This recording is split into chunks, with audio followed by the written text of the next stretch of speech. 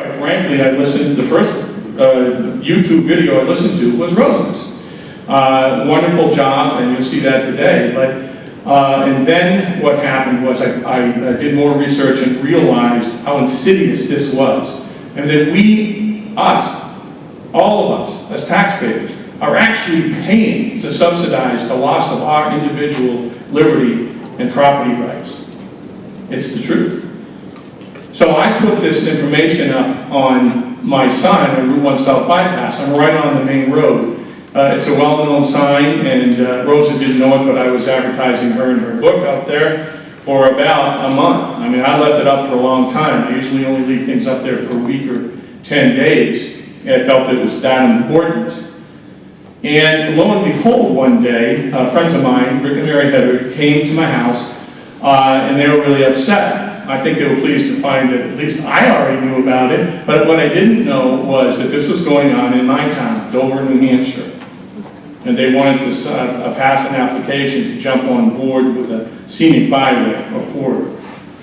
And that corridor, as it turned out, to be the entirety of Route 108, all of it.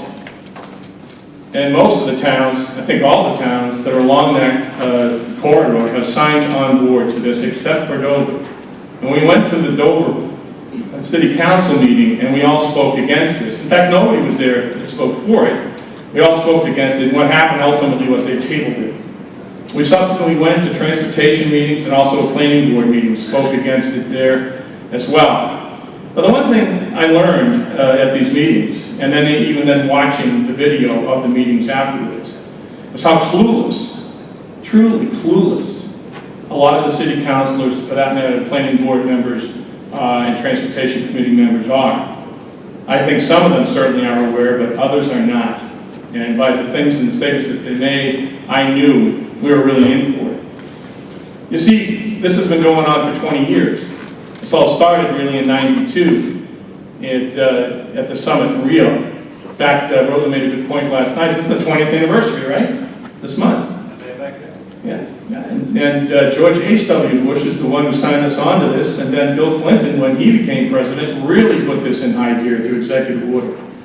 And then subsequent two presidents, especially this one we have now, has really put it into high gear. This is an international program created by the United Nations. And it is meant to tear down the fabric of our country and our society. Basically, what they're about is the United States of America is far too wealthy and prosperous. They're going to solve that by bringing us down and redistributing our wealth to other countries. And Rosa will talk to you more about that.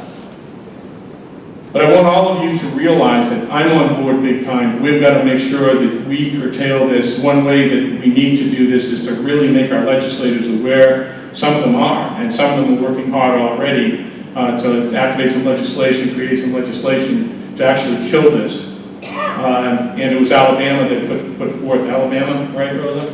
Alabama has successfully put forth probably the most powerful law right now in the United States to curtail this and kill it. Because I believe that's the direction we have to go with. So Rosa's going to be speaking Monday afternoon in front of as many legislators as we can get, both sides of the fence. Because I want to make a statement here today and right here and now. I don't care what side of the fence you're on. This is a no-fence issue.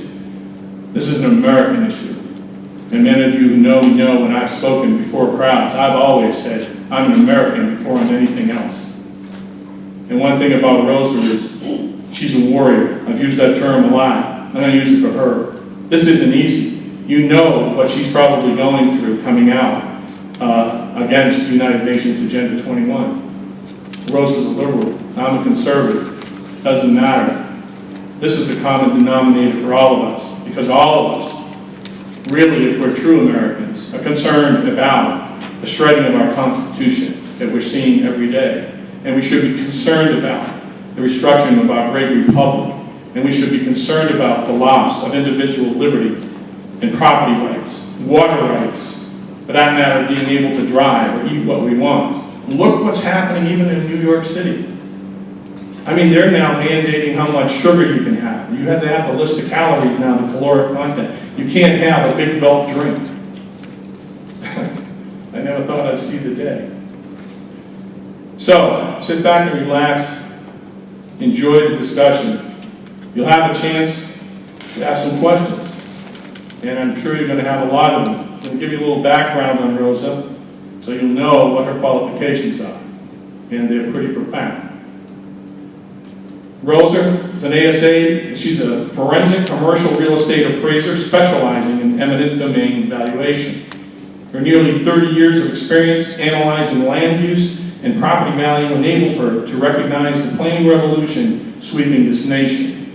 While fighting to stop a huge redevelopment project in her city, she researched the corporate, political, and financial interests behind it and found UN Agenda 21.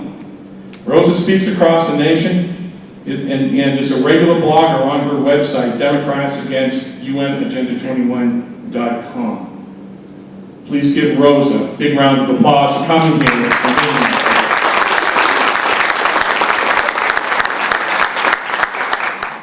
Forensic commercial real estate appraiser. What the heck is that? It sounds like I should be on some TV show digging bodies up or something. But forensic is what I am as an expert witness. I do litigation support and in property value and land use issues. And of course, that was my entree into finding out that actually we are losing our private property rights. And I understand and I appreciate that here we are in one of the original 13 colonies, and all of you, as well as all Americans, recognize that we have a commitment to our private property rights, and that our private property rights include our most fundamental rights, the rights to our body, to ourselves. This is our most important private property.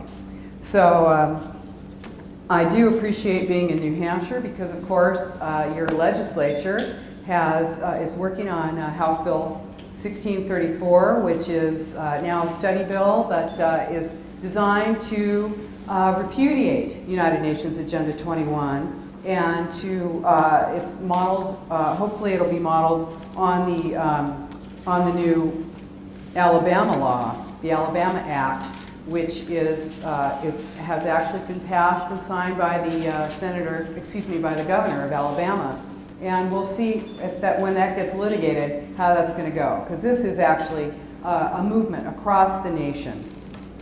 So, this is kind of an edgy topic. People think it's a conspiracy theory. They're thinking that, I should be, like some guy said to me, I see that black helicopter hovering over your head. I said, you do, huh? There must be really something wrong with you if you see a black helicopter over my head, because I don't see one at all. This is not a conspiracy theory.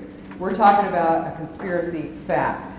And one of the things that's important about me being, of course, a litigation support person, an expert witness, is that in my 30 years of doing that, I learned that if you can't support what you're saying, you're going to get taken apart in court or in deposition.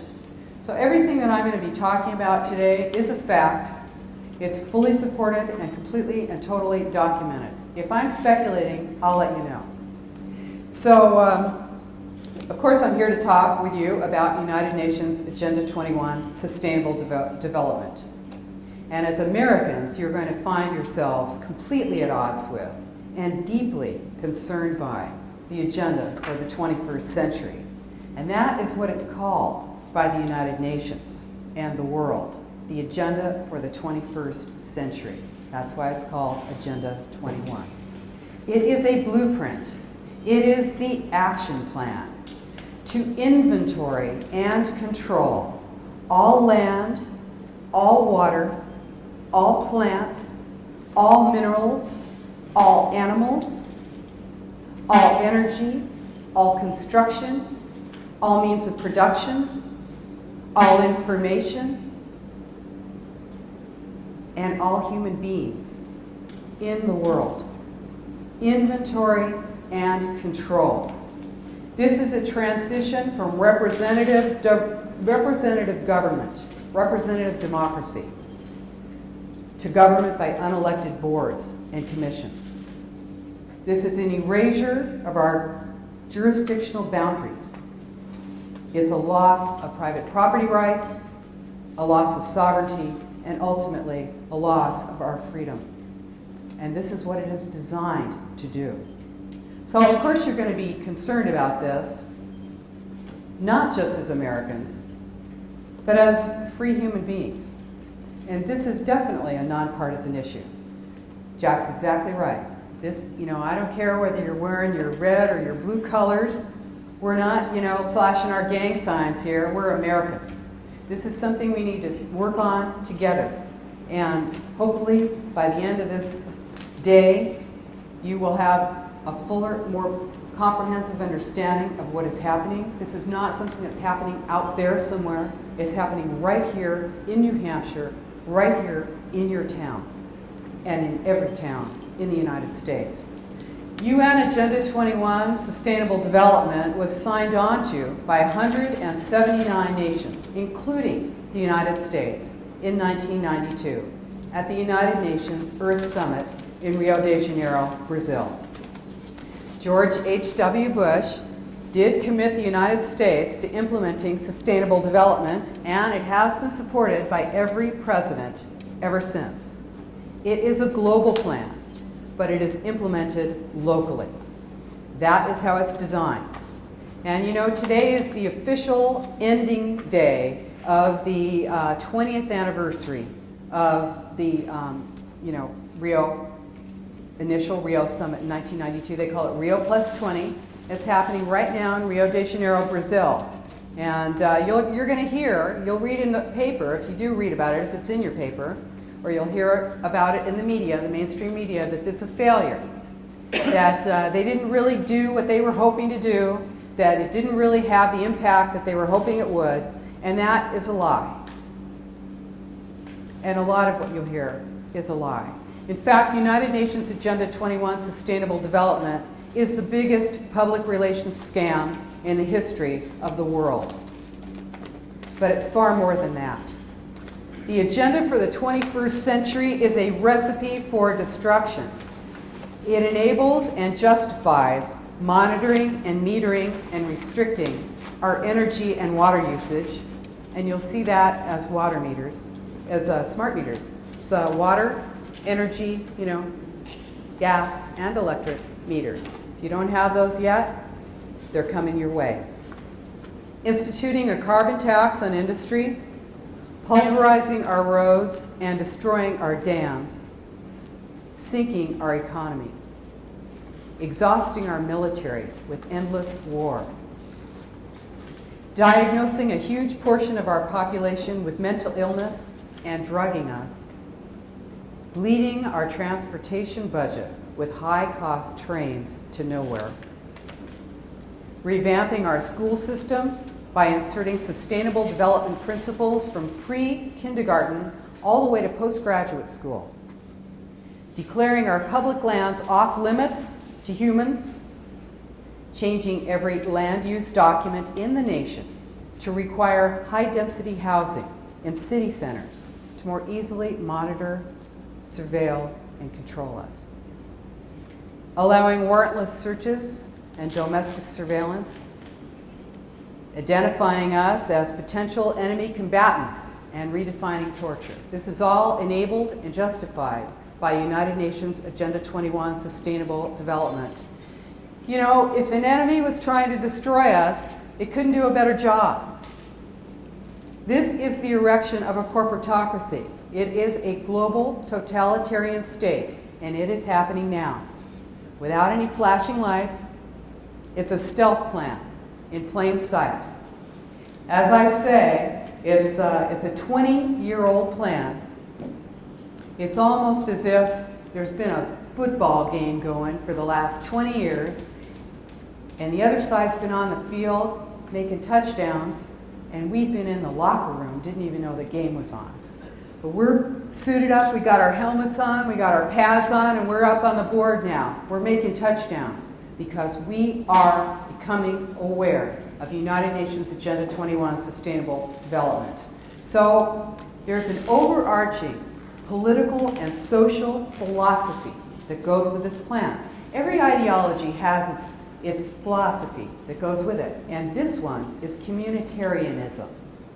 It says that the individual's rights have to be balanced with the rights of the community. You individuals, you selfish individuals, you. So here it is. It's the common good balanced with the individual's rights. Now we know that we have a constitution that guarantees our individual rights, right? Our individual rights to life, liberty, and the pursuit of happiness. And those are not granted to us by our government. They cannot be taken away by our government. They were given to us by our Creator. We were born with those rights. But under communitarianism, the individual's rights have to be balanced with the rights of the community. Now, what is the community? It's that amorphous, undelineated, unnamed group that could be your local town, your state, your nation, or the world. In this case, often it is the global community. The individual's rights are like a feather, and the community's rights are like a brick. This is what happens when you balance the rights of the individual with the community. So I have a visual that I like to do when I talk about this, because I like it, because I think it's really great to get a real sense of what's going to happen for you and what is happening for you when you get your individual rights balanced with the community's rights. Okay? So we're going to take two clear glasses. One is a glass of water, and that is a constitutional republic. That's what we have here in the United States, right? Then our other glass is milk, and that is a communitarian state, like communist China, communist Russia, Soviet Russia, the Nazi regime. Those are communitarian states. It's all for the fatherland, all for the homeland, right? That's your milk. So now you're going to take your water, your constitutional republic, and you're going to balance it with your communitarian states. You're going to take a glass pitcher, put it down here. You're going to balance them. You're going to pour them together in that pitcher. What do you got? Got milk? You got milk, right? You have lost your individual rights. They have been subsumed into the rights of the community. They've been balanced away. This is what happens when you balance your rights with the rights of the community. Now, Agenda 21 is dependent on the Hegelian dialectic. And that says that when a crisis is created, this is an artificial crisis. A crisis gets created, and then a solution is posed, right? Now the balance between these two becomes the new normal. Now that new normal would never have been agreed to by anyone if it weren't for this crisis that we have to deal with. The crisis pressures the acceptance. So what's the crisis? Global warming. Global warming, climate change. Climate change, global warming. Global warming, climate change. It's, I don't know. Something serious is happening. The planet is in danger, right? Sea levels are rising. We're losing biodiversity. Life forms are threatened. There's no time to lose. In 100 years, you're going to need a snorkel to get out of bed. So, panic, chaos, collapse. Feel that pressure, that tension, that crisis? Communitarianism is dependent on you not being able to think clearly. It's dependent on you being pressured by the larger community and into accepting whatever it is that is the solution to the problem. Now, I'll tell you, in our little local paper, gives you a little sense of what it feels like to be pressured. It says, it's hard to deny that the Earth is functioning well over capacity. Like an overworked horse, it's simply a matter of time before the global organism collapses. Ooh, feel that? Oh my goodness, I'm feeling pressured. All intelligent people agree that it's our fault. Your selfish, greedy ways have destroyed the planet. Almost, but no, wait. It's the UN to the rescue, right? The UN, we're going to save the planet. That's what's going to happen. The World Commission on Environment and Development in 1987. That's the Brundtland Commission. They came out with a book. It's called Our Common Future. Our Common Future. And that's where sustainable development was first defined. Now, everybody thinks they know what sustainable development is, right? I mean, you see, I think I have sustainable development coffee in my hotel room, you know. You ask people what sustainable development is, they say, well, you know, it's good, it's something, I don't know, it's, where does it come from? Well, I don't know, it's a good thing, everybody. No, this is where it's from. The United Nations Commission, World Commission on Environment and Development, 1987. Here's how they defined it, okay? This is in Our Common Future. What is that annoying thing? We'll just have to ignore it. Okay, it is, here's what it is. Sustainable development. Development that meets the needs of the present without compromising the ability of future generations to meet their needs. That sounds good. I mean, who wants to compromise the ability of future generations to meet their needs, right? Nobody. Like I was saying the other night, and here I am in one of the original colonies. When people originally came here, do you think that they were thinking to themselves, I want to really mess it up for the people in 2012? Nobody is ever thinking to themselves that they want to make life worse for their children and grandchildren, okay? But here you go. Of course, the UN then said, yes, indeed, we are making things worse for future generations. We are, in fact, compromising the ability of future generations to meet their needs. So, what are we going to do about it? So they said to that same World Commission on Environment and Development, the Brundtland Commission, they said, will you guys come back in 5 years with the solution, with the action plan for sustainable development? And they did. And here it is. This is what people call you a tinfoil hat for, and pretend that it doesn't exist. This is it. It's the Earth Summit, Agenda 21, the United Nations Program of Action from Rio. 300 pages, 40 chapters, covers every aspect of your life. But this, in fact, is a green mask itself. It justifies and enables all the controls that I talked about and way more.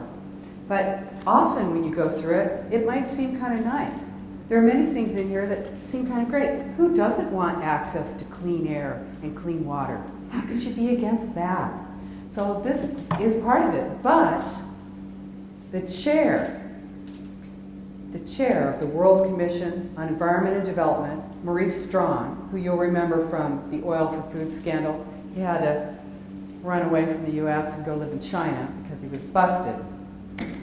But what he said was, what's unsustainable? What's considered to be unsustainable? Most of the state of New Hampshire, by the way.